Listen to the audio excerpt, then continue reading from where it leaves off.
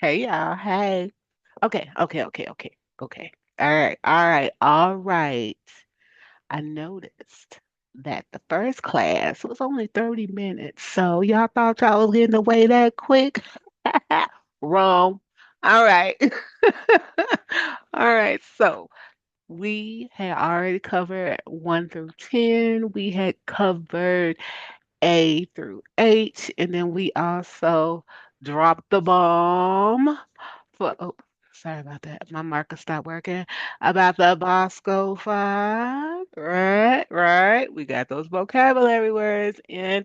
So, what we're gonna drop for the next 30 minutes is a little bit of ASL culture, just a little bit for the beginners, right? Alrighty, so buckle up, kids. We're about to go in for a little bit of a story time. All right? All right. Now, we all are maybe you are, maybe you're not, but we have heard of Helen Keller, which was the deaf-blind young lady. Am I saying that right? You know what? Hold on a minute. Let me check my facts before I tell you. Don't mind me. I got old lady brain, so I just wanted to double check. I wanted to double check, not check, but I wanted to double check my facts before I spilled it out to everybody. All right. Okay. I'm human. I get kind of turned around too sometimes. All right. So, most of you guys have heard of Helen Keller, right? The deaf-blind young lady who revolutionized all of the ADA rights and all of that. She was like the springboard that most of us have became aware of disability and advocacy here in America with Miss Helen Keller, right? Right. If not, let me go ahead and break a couple of little facts that I found online about Miss Helen Keller. You guys can double check them for me. I'm totally okay with that. If you know about the story, then you know. For those who don't shame them. We're just going to listen up to the facts, all right? It says Miss Helen Keller, she was born June 27th of 1880. She had her death recorded in June 1st of 1968. So that wasn't really too long ago. So yeah, that. All right. She was known for the major 20th century humanitarian of educator and a writer, and she advocated for the blind as well as the deaf. It says she lost her sight and hearing at the age of 19 months old, and she was known to work in advocacy for the deaf and blind population. She also supported women's suffrage, like birth control and pacifism. And she also helped with teaching Anne Sullivan. Okay, so that's just a little bit of back history for Helen Keller. They have had books and movies written about her and her life story. And let me see if I can point out some of the books. One book that I did read before was called The Story of My Life by Helen, that was about Helen Keller and the world I live in. Those are the two that I remember reading. I'm not sure if you guys read any of them. If you have, be my guest, share your experience and your knowledge about the subject in the comments. Um, Also, let me see. I think the movie that everybody is most familiar with was called The Miracle Worker, which was about it was about Helen Keller and her growing up in the South in Alabama. And she was a a uh, a plantation owner's daughter. I had to choose my words correctly.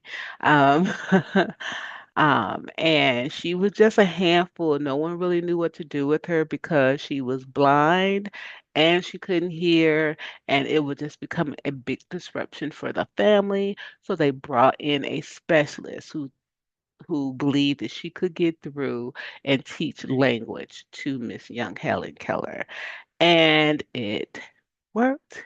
And then the story of Anne Sullivan was the previous story that was given as well. And um, Anne Sullivan, her story was about uh, Clark Laurent and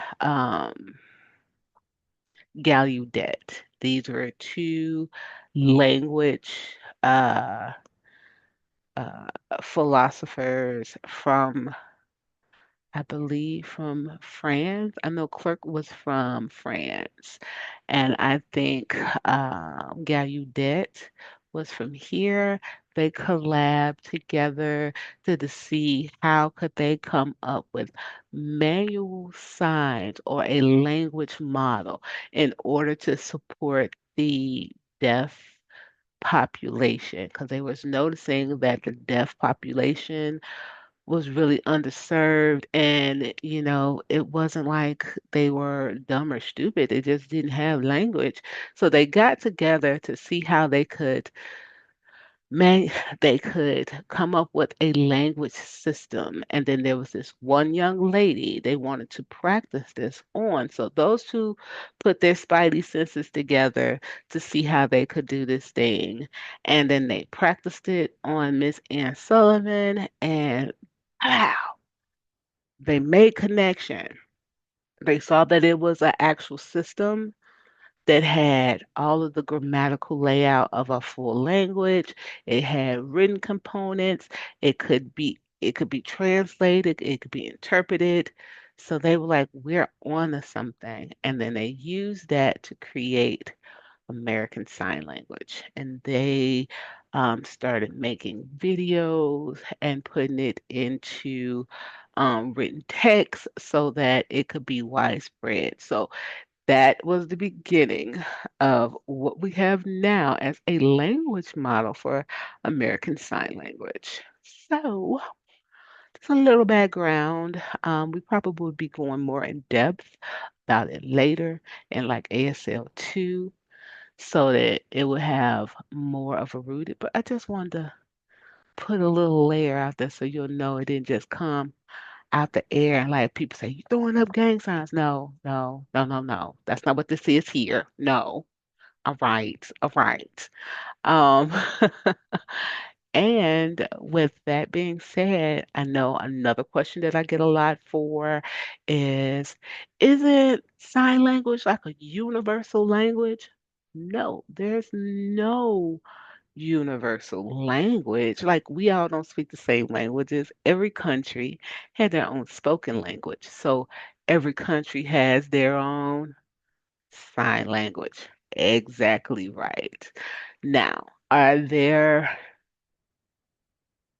any signs that cross over? Yes, just like in English and in Spanish and in German and in other languages. Some words do cross over to have the same meaning or the same grammatical text, like uh no, the word no. You can pretty much say that in any language and they'll understand it's no, right? It's not a specific English word. Um, there are some languages that use different words for no, like in Swahili, they use la instead of no. But there are lots of languages that do use the word no.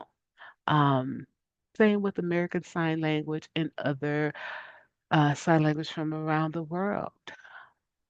Now, another question that I always get is, do you have to know the spoken language in order to learn the sign language for that language? Technically, no, but can you be effective at interpreting in the language if you don't know the spoken verbal passage of the language? Not very well. I wouldn't be an effective Spanish interpreter if I don't know Spanish. I have to understand the intone and meaning of these words before I know how to translate it and spit it out in Spanish Sign Language. Does that make sense? I hope it makes sense. So it's best and is recommended to learn the spoken language and its grammatical use before learning the sign language that's attached to that language. Um, and then are there people that can maneuver all the languages no matter what? Those are, can I do it? No, I can't. I try. I am not always successful because I am not perfect. Even though I like to think I am, I'm not. I'm really not. But there are what we call certified deaf interpreters, or C as in Charlie, D as in Delta, CDIs, which are certified deaf interpreters. They have that skill set where they're able to receptively write this word down. Okay? Receptive. This is the sign for it. Some people do one hand. Oh, my eyebrows are moving. Don't pay any attention. It's my filter because I ain't got no makeup on and I look a hot mess. So don't be trying to make fun of me in the comments. I already know. Okay? Receptive. This is like you see the information and you're trying to draw it into your field of vision, draw it into your brain. Receptive. So you try to draw that information into your eyeballs. Receptive, receptive. They're very receptive and they're able to, because they're deaf of hard of hearing, and then they have been skilled on interpreting, being able to take the concept and the knowledge of something, and then they're able to translate it and then give it into another language. So they have a skill because American Sign Language is their primary language, their source language, their first language that they're able to pick up those languages, translate, and do like some mind-bending stuff with other deaf people and get it. And once they get that message and they can understand their message, they're able to translate it into us narrow-minded ASL people and give it to me in ASL so that I can take that information and translate it into a spoken language. So they are the GOATs. I love certified deaf interpreters. They are like the secret sauce that makes the world go around. I love them. We need more of them. I promise we do. I need one on my team so bad. Yes. Um, that's enough of me sending my shout outs to the certified deaf, the CDIs, deaf interpreters. They make life amazing, especially for us interpreters. I can't sing their praises enough. Um, so that was like another question that I get a lot. Like, is there someone who can do it? The certified deaf interpreters are the ones that can definitely do it.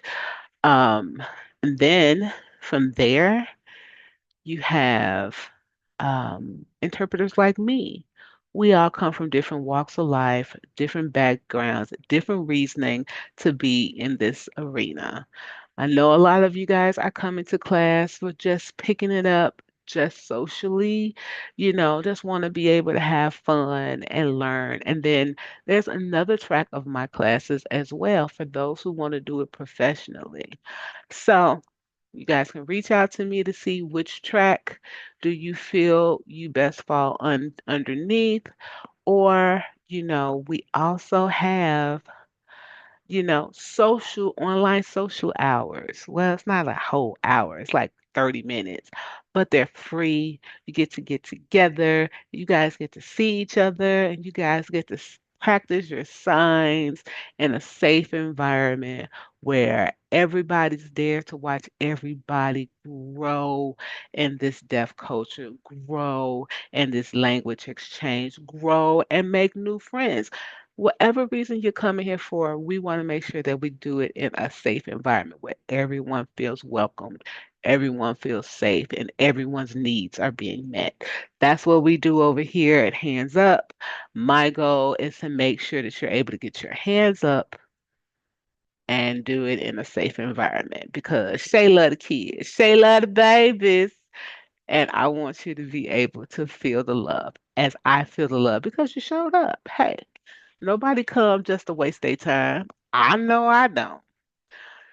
Okay, let's see. So we cover a little bit of deaf history, talk about Helen Keller, write her name down, do a little research. Let me know what you find out. Ann Sullivan, do a little research. Let me know what you find out. Also, I threw out that Laurent Clerk. That's L. How do you spell Laurent? Lurent, Clerk, Clerc. Laurent Clerk threw his name out there. Do a little research. Let me know what you found out. Also, we also talked about Gallaudet. So, threw his name out there. Do a little research. Let me know what you found out. Um, Let me see, who else did we throw out there? Yeah, those are the ones we threw out there. Uh, yeah, yeah. A couple of questions that people usually ask me. Y'all ain't asked no questions, so I don't know what y'all be thinking. Y'all ain't put nothing in the comments to let me know, so I don't really be knowing, like, for real though, like, what? Okay, so let's see. We covered A through H. We covered 1 through 10. We have some vocabulary. We got some people to research for the next class. I'm probably gonna push that off to week 2 though. But let's stay focused. Okay, we're gonna stay focused because I'm having a little ADHD brain right now. Um, so for next week, I mean, not next week, duh. The other day to this class, for the second class for this week, we're going to be doing a rapid quiz. All right, be prepared. A through H. You guys are going to practice it. I want to see you do it. 1 through 10. You guys are going to perform it. I want to watch you do it. I want to see if you have that vocabulary word. I gave it already. I know you guys wrote it down, and if you understand what it means. Then we're going to talk about this. Make sure that you wrote this down so we can talk about this, okay? All right. All right. All right. Now, since you guys only have one vocabulary word, I'm gonna throw another one out there for you, even though, it's gonna go hand in hand with the Bosco Five. So, we were talking about with some of the signs, palm goes out, palm goes to the side, palm goes in. Sometimes the sign palm goes up, sometimes the palm goes down, depending on the sign. What do you think that would be? That sign. What is there? Yes, there is a word for that in sign language. That's called palm orientation. The word P as in Paul, A as in apple, L as in lady, M as in motel. Orientation. Palm orientation. That means the location or the orientation of how your palm is presented in a sign. So You'll hear people say, okay, so what's the palm orientation? That's that word. Palm orientation. Is the palm orientated in toward the body? Is the palm orientated out? Is the palm orientated toward the sky? Is the palm orientated toward the ground? Is the palm orientated to the side? You know, palm orientation. Very important to producing signs, okay? Palm orientation. Write it down. Write it down. Put it on your paper. Write it down. It is an important term in sign language. Palm orientation and dominant hand. Dominant hand, palm orientation. Okay? All right, guys. Let's see. Let me see. Let me see. What else can we talk about before the next class? Because I want to make sure you're getting your time's worth about these classes. You know what I mean? Yeah. Okay. So we done talked about palm orientation. We've talked about dominant hand, right? And I told you guys I'm left dominant hand. For all those right dominant hand people, I'm so sorry. You have to learn from a lefty. I don't know how to do no better. That's been my plight my whole life. So sorry. Okay. All right, guys. So, setting the expectation for classes going forward. This is going to be week 1. Then we're going to have the follow-up class after this one, which means we're going to be doing those rapid fire quizzes for the ABCs and the one, two, threes, and those 2 vocabulary words I just dropped. I'm going to be asking a little bit on the next class about the history little gem the, that I dropped out there. See who remembers any of it. See if anybody looked up anybody on their own, found out any more information. And then we're going to start talking about the Bosco 5. Okay? All right, all right. But I'm going to talk about that in the next class. Want to make sure you guys have a clear expectation what week 1 is going to look like, what week 2 is going to look like. Because, hey, we got this. We in this together. All right? All right. Right. Bring it in, y'all. Mm-mm. See you next time. Peace.